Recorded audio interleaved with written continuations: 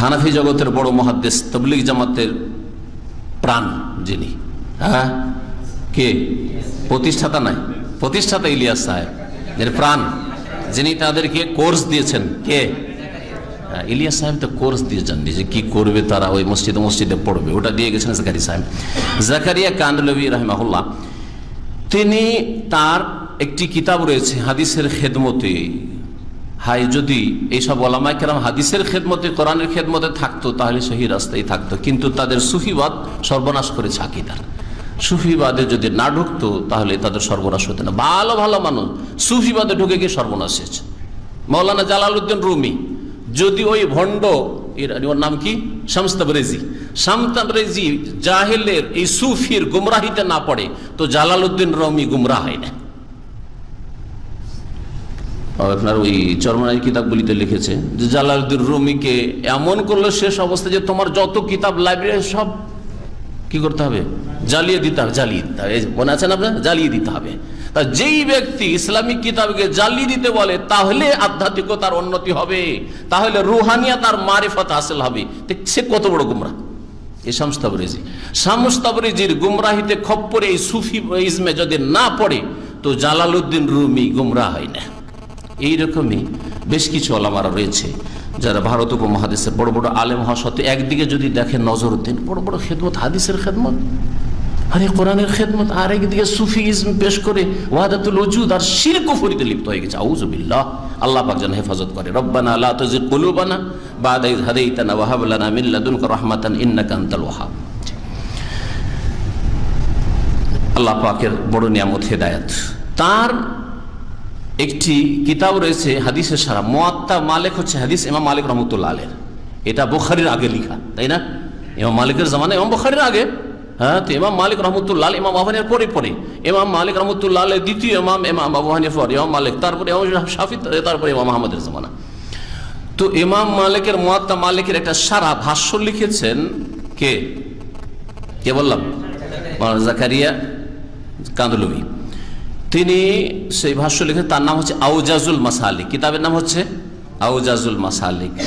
এই কিতাবের প্রথম খণ্ড 397 পৃষ্ঠা লিখছে, লা শাক্কা ফি তাহদিদি তারাবি ফি 20 রাকাতান লাম ইয়াসবুত মারফুআন আনিন নবী সাল্লাল্লাহু আলাইহি ওয়াসাল্লাম বিতারিকিন সাহিহিন আলা তারিকিল মুহাদ্দিসিন।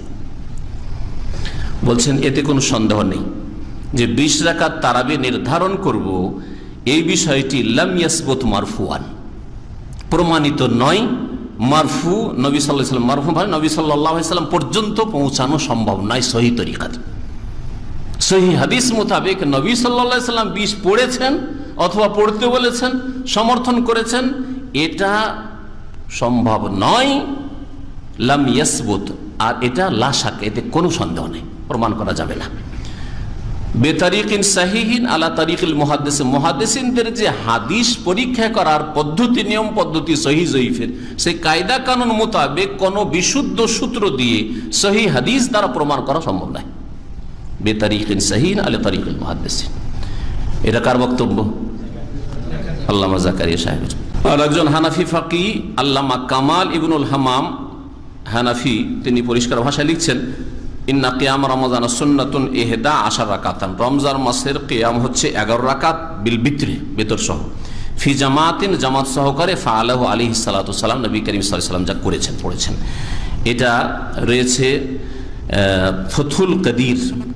ফতুল কাদিরের হাসিয়া টিকায়। ফতুল কাদির একটা ফিকার কিতাব, কিতাবের ভাষ্য, তাতে রয়েছে প্রথম খণ্ড 198 পৃষ্ঠা, মিশরের ছাপা। আল্লামা আহমদ তাহাউই হানাফি, ইনি একজন প্রখ্যাত ফাকি, তিনি বলছেন ইন্না নবী সাল্লাল্লাহু আলাইহি ওয়াসাল্লাম ইউসাল্লি 20 বাল সামায়, নবী সাল্লাল্লাহু আলাইহি ওয়াসাল্লাম 20 পড়েননি, বরং 8 পড়েছেন। তাহাউইর হাসিয়া দুররে মুখতার, হাসিয়া দুররে মুখতার। ইবনে নাজিম হানাফির একটি কিতাব রয়েছে ফিকহের, বাহরুর রাইক, তার দ্বিতীয় খণ্ড 72 পৃষ্ঠায় তিনি লিখছেন, কাদ সাবাতা, প্রমাণিত, আন্না যালিকা কানা 11 বিল বিত্রি, এই তারাবির নামাজ 11 রাকাত ছিল বেতর সহ। কামা সাবাতা ফিস সাহিহাইন, যেমন সহিহ বুখারী মুসলিমে মিন হাদিস আয়েশা রাদিয়াল্লাহু তাআলা আনহার হাদিস দ্বারা প্রমাণিত। ফা ইযান ইয়াকুনু আলা উসুল মাশায়েখিনা আল মাসনুন সামানিয়াতাম মিনহা ওয়াল মুস্তাহাব্বু 12।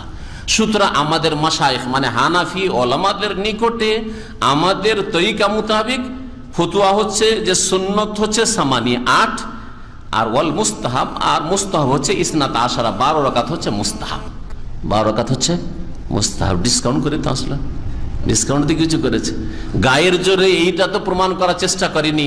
এজমা হয়ে গেছে 20-এর উপর, 20টাই নবী পড়েছেন, 20টা হচ্ছে ফারুকি সুন্নাত, সবগুলি মিথ্যা কথা।